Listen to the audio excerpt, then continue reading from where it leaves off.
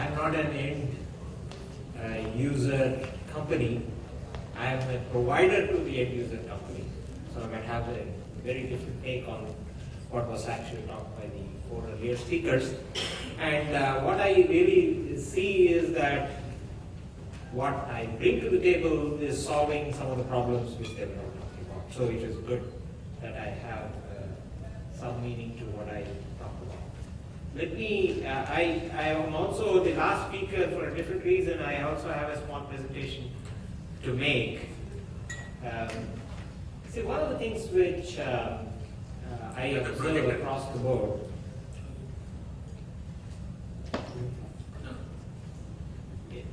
one of the things which I notice is that every one of the speakers is talking about bringing innovation, and that innovation is actually powered by some software. So the need for applications, newer ideas into the software is becoming higher and higher. So a couple of years ago, I had a conversation with somebody who works at the CIO's office of Pfizer. And he was telling me that, see, this whole speeding up of need for software applications in companies is becoming so high that we have to find a new way of dealing with this whole problem. Because traditionally, business will tell us what applications they need. We will go ahead and find the vendors for them, maybe go through an RFP process. We will figure out, what's the requirement, make it a sizable one, and then if it is not sizable one, the vendors won't be interested in making a pitch for building that software. And then after 15, 18, 24 months, the software will get delivered, and the business will sit with them and figure out whether the software requirements are met. If not, what is the delta, and figure out what is the further course of action for the developer. Right? But this is not working. I said, why? Because the 15-month cycle is not even acceptable. So that means you cannot go through the standard process of RFP and building the applications. You need to develop much faster, right? So that's interesting. So why would that be the reason, right? So when we go into discussion as to why is this whole speeding up happening, right? So he was saying that, see, fundamentally, business is facing a lot of pressure. And they are facing pressure from various quarters. And that is resulting in pressures on the IT, which is to build these applications. So what are those pressures? First of all, businesses are seeing that the customers are becoming more and more demanding. So they are asking for numerous things, which many of the bigger companies were not yet geared up for delivery. So their demands are increasing by the day. And they are getting influenced by what they see on the consumer web. Their tastes are altering every day. Newer things are becoming possible. So the rate of business change is increasing. Not only the business change, but the rate of business change itself is increasing. So which is a very, very hard thing for IT application developers to cope up, the business in general to cope up. And then the next thing is that size doesn't matter. A small company could come with a disruptive business and topple the big player. I was hearing one of the speakers quote about Netflix. Before Netflix came, the CD business, the CD rental business, the movie rental business was very high. That was dominated by a couple of companies in the main market, which is the US market, by multi-billion-dollar companies. One was called the Hollywood Videos, and the other was called Blockbuster Videos. So today, both of them have gone out of business, and Netflix still remains supreme. So size doesn't matter.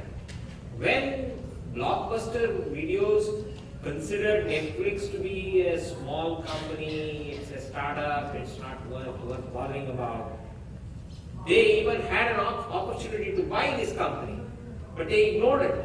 And then now they don't exist. They had to sell up all the property which they had, and Netflix is still thriving. And then lineage doesn't matter. Oh, we have been in business for 130 years. We are well known in this industry. Doesn't matter. Customers are ready to buy from young companies, small companies. So when customers get ready for disruptive products, that's when the danger starts. So your history doesn't even matter. Right?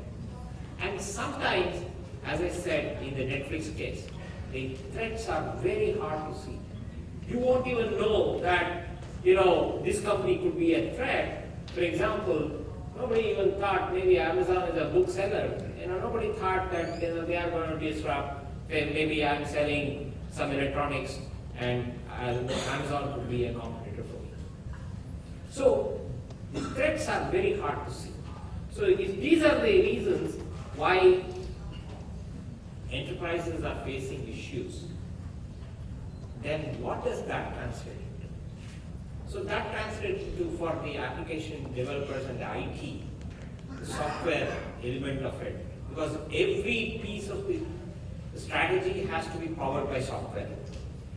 There was a famous quote by Mark Andreessen saying software is eating everything. What he meant is that software is actually powering everything, right? So obviously there is a high demand for software to be, applications to be developed. Maybe as the Gen Y was mentioned by Mukul, so it is the younger guys who need to come up with the new ideas, and maybe they know what it takes to really face this competition. They would be able to spot these younger companies which could be competitive threat, and they may have the answers.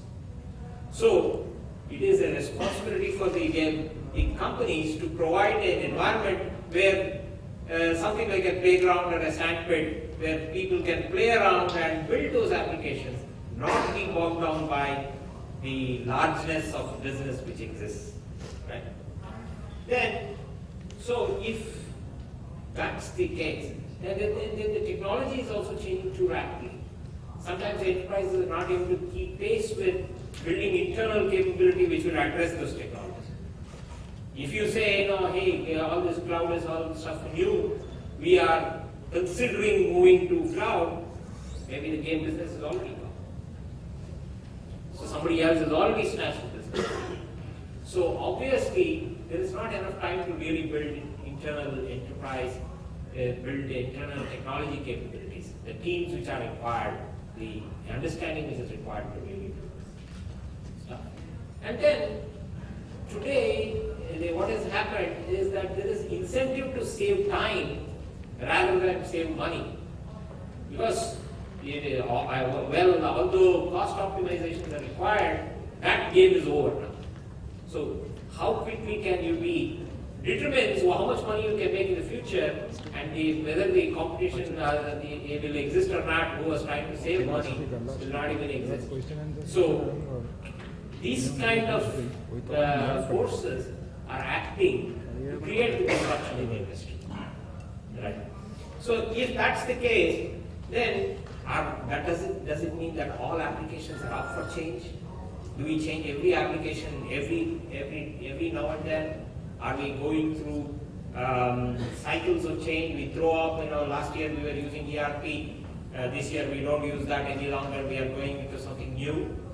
So Gartner has come up with this whole architecture where they have put all these applications and said there are three distinct layers of applications. The fundamental set of applications which keep all the fundamental data for the company, system of records it's called. So which is, who are our customers, how much money do we have, how many subsidiaries we have, how much of inventory we have, and all that stuff. This is all captured in software which probably changes once in 30 years. So you're not going to rip and replace that very often. And that pieces of software is not providing competitive advantage in the market.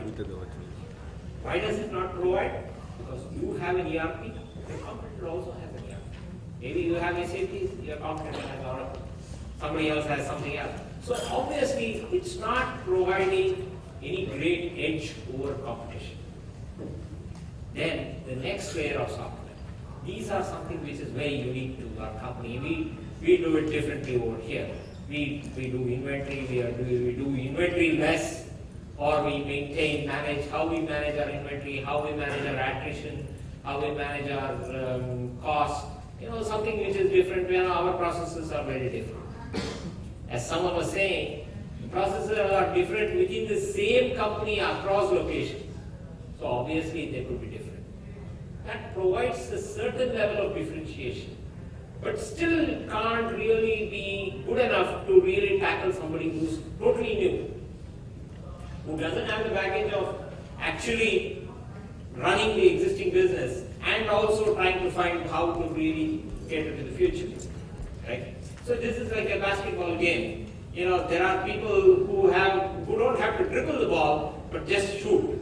So in which case, they are much more freer and ability to compete is much higher.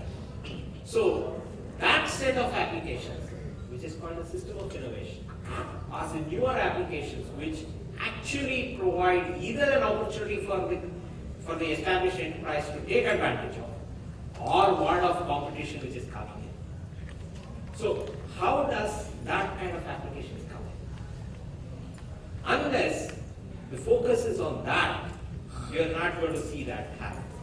So the focus traditionally was, we implement all the ERP, we implement fundamental systems, then we go into processes, but now the focus has to be on innovation application.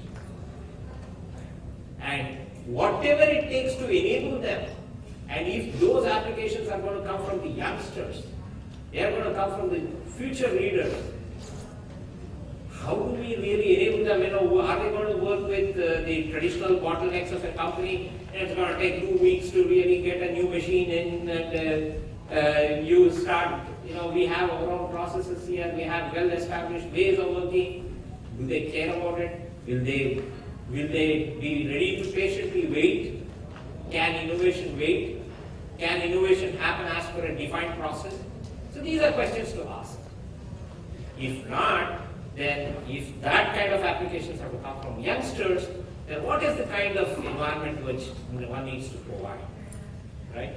So that environment is a combination environment.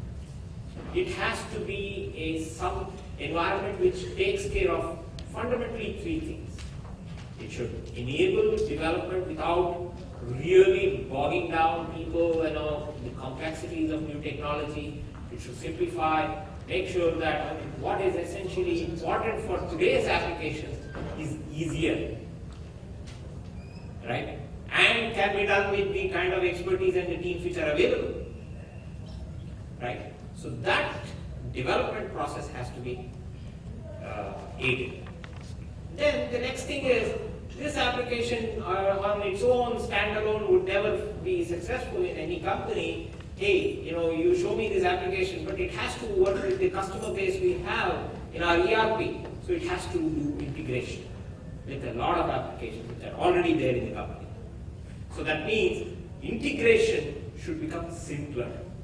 It cannot be the enterprise standards of integration which have come about in the last 20-25 years. I've been seeing, the integration starting from all simple process-to-process talking, inter-process communication, remote process communication, RPC, CORBA, COM, DCOM, all kinds of things, ESB, XML, SOA, and all that stuff. They were becoming increasingly complex, but they were not successful.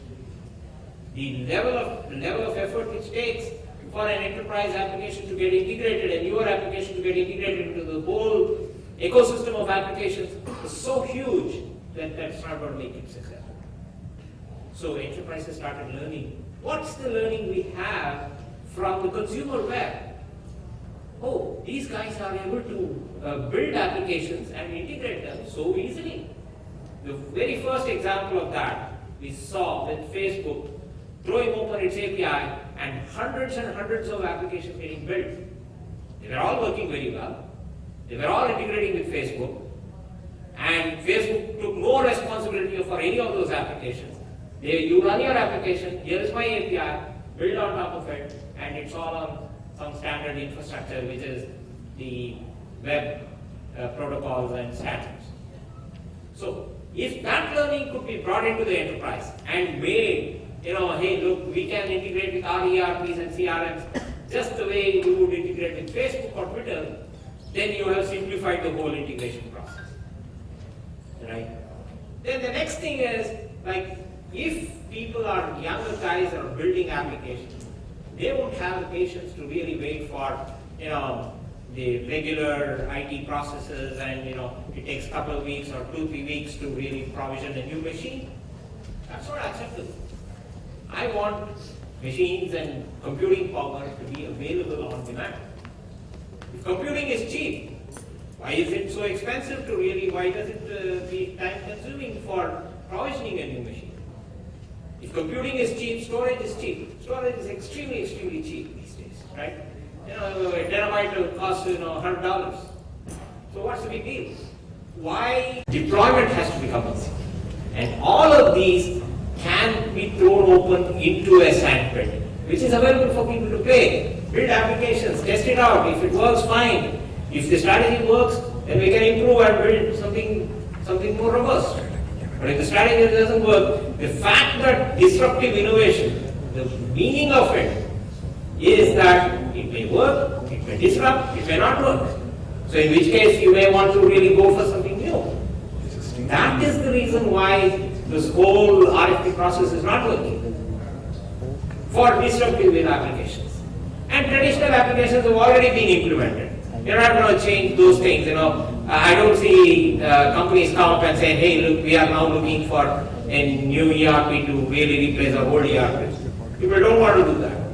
We simply want to really reuse the same ERP that has all our data, all of it, but maybe it needs a new front end, new application to be developed. Maybe it works on the phone, right? So, if that has to be done, then a common management and the ability to really provide the traditional experience of the company, of the enterprise, which is in terms of managing security, provisioning, all these capabilities are all embedded inside the management system. And then last but not the least is the collaboration aspect. How can these developers collaborate with each other? Make sure that what one is building is able to work with something else. If I build something and then provide an API, it is of no use, nobody else knows about it. So how does companies implement a internal developer network where all these capabilities are thrown open and people get to know? And disruptive ideas don't happen because there was a team which was set up to really build the disruption. Disruptive ideas happen because there was a cross connection made. Oh, I didn't know you were building this. I'm also trying to do something like this. Maybe we can collaborate and build something else. Maybe if we combine, so how do we get the people who are spread across the company, across locations, across businesses, share their experience and come up with something dramatically new? This is the kind of new platforms which companies need. This is what I would end my talk with. Thanks, Jay.